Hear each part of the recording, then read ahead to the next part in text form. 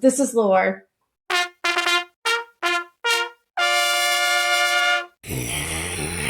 And according to our Gospel of Truth Wikipedia, shedim originate in Jewish mythology. So either they descend from, they have a lot of versions, so buckle up. So either they descend from serpents or from demons in serpent form, which ties them back to the snake in the Garden of Eden. Mm. There is another version, however, where they are the offspring of Lilith and Adam, or Lilith and other men. In yet another version, God was making the shedim on the 6th day, and the Sabbath came, so he had to quit. So he never finished making their bodies. Or it's also to show everybody that whatever you completed before the Sabbath was considered completed and done. So you don't work on the Sabbath, that's just it. There's another version where they were beings that tried to wage war against God and were punished, or that they were the offspring of Azazel and Nama. And there's a demon named Nama who fucks Adam alongside Lilith. There's also a human named Nama who seduced men with symbols. I think they mean the demon one. Not to be confused with Nala and Simba. Not to be confused with Nala. Sorry. So Asmodeus or Asmodeus, it's going to be very hard to say. I can say Asmodeus, actually. I can't say it with that dumb Southern accent. So he's pretty famous for a demon. And we have talked about Asmodeus before in passing, before, as he is considered the demon of lust and one of the 7 deadly sins. He also appeared in The Devils of Loudun in season 1. Go buy my book and read all about it. So there's a good plug there. All right. So according to the Encyclopedia of Demons and Demonology by Rosemary Ellen Gilly, he originated in Persian mythology. Then the Hebrews absorbed him into their mythology, as did later Christians. In Islamic culture, Asmodeus is a demon called Sakur. It was Sakhr, which means rock. And he's the main antagonist of the prophet Solomon. So he's the rock, and he's a demon called the rock. And I just really like that. So he was depicted in the Lesser Key of Solomon as having 3 heads, an ogre, a ram, and a bull, all traditionally horny animals. He also has the feet of a cock, also a horny animal, a serpent's tail, and wings. He is known to ride a dragon and breathe fire.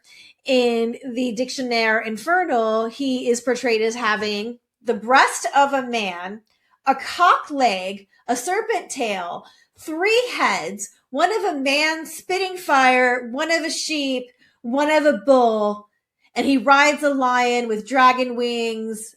And I don't know, I must have meant to put something else here. I just says and neck. Oh, I guess it has a dragon's neck, maybe.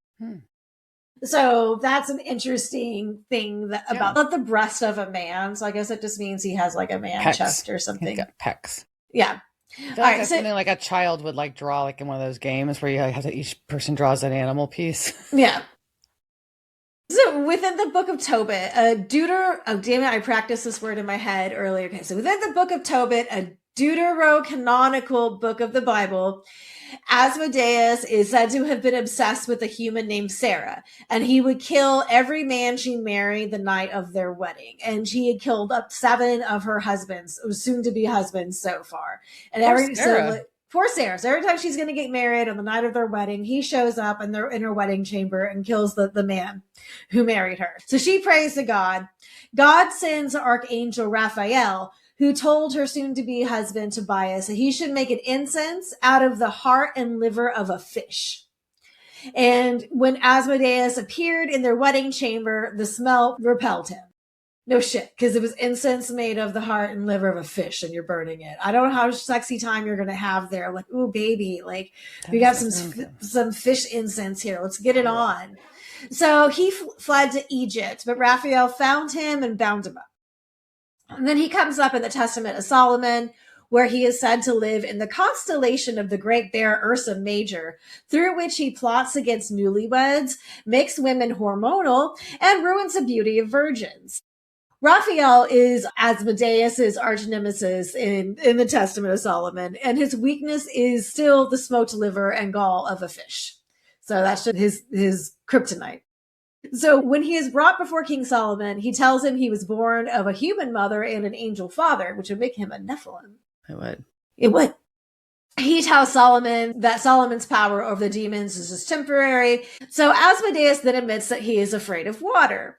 Solomon has him bound up and flogged to confess what else he was up to. And he confesses all his stuff about like the virgins and the getting the people to commit adultery and all that stuff. So Solomon puts him in iron chains and surrounds him with 10 jars full of water and forces him to make clay vessels for the temple. He's also burning the fish liver and gall to keep his tongue under control. Solomon then uses the power of his ring to compel demons to finish building his temple. After it was done, he boasted to Asmodeus that he couldn't understand how demons could be so powerful if their leader could be so easily bound. This feels like this is a very Crowley Lucifer type thing what's going on. And then he tells him that if Solomon removed his chains and gave him his rings, he could prove how great he was. And then for some reason, Solomon does this and gives him his ring. And then Solomon was flung from Jerusalem into exile while Asmodeus took the throne.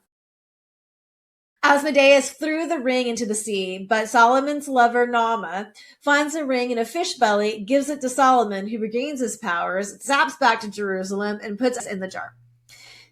So, the Dictionary of Demons by Michelle Bellinger cites that the Grimoire of Armadale pairs Asmodeus with Leviathan and says that these two demons are good for teaching the magician about the malice of other demons. But the magician should be careful because they both lie. So you can't trust anything they say, so maybe you don't want to conjure them. So So Asmodeus is often associated with witchcraft, and he appears in a number of famous grimoires and magic texts. Really like this one. In Arthur Edward Waite's book of Black Magic and Pacts from 1910, he is listed as the superintendent of Hell's casinos. I really enjoy thinking about Hell having casinos. I was going to say, I was like, Hell has casinos? And it just seems, it just reminds me of, in Victorian England where they had all the gaming parlors and stuff. Like, that's what I feel like Hell was like. Hell is like the British gaming parlors of the late 1800s. Okay. So since we can never get away from the Golden Dawn on the show, Samuel Mathers of Said Secret Society, in his translation of The Sacred Magic of Abramelin, the Mage, he names him Asmodee and identified him as one of the 8 ruling sub-princes of Hell. Well, sub-prince sounds like a category on Fet Life to me. I yep. identify as a sub-prince. Yep. Yeah. And also, according to that book, Asmodeus can make crazy banquets because he has the power to produce food. Now, that I think is an awesome power. If you can make me a charcuterie platter, like whenever I just want something to nosh on, I am down for this. He also has the power to transmute metals and transmogrify people and animals into whatever shapes he wants. Pretty good, right?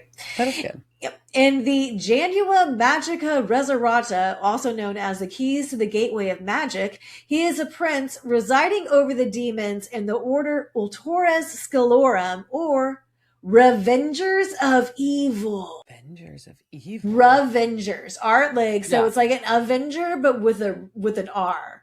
So a Revenger.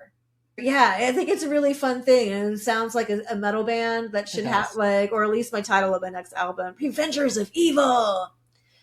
And lastly, in the Malleus Maleficarum, the 1486 edition, he was the demon of lust with his adversary being St. John. So like I said, I think, and we'll come back to this, I think he may be mentioned more than Lucifer in most things. I think he's more famous than that.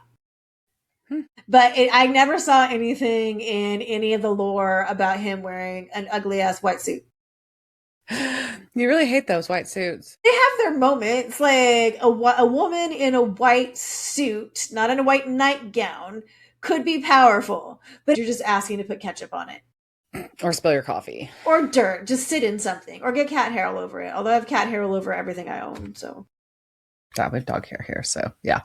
Yeah. All right. So that is the lore behind Asmodeus. The only way I can remember it is I just want to start singing Amadeus. Amadeus. Yep. Asmodeus. Mm-hmm.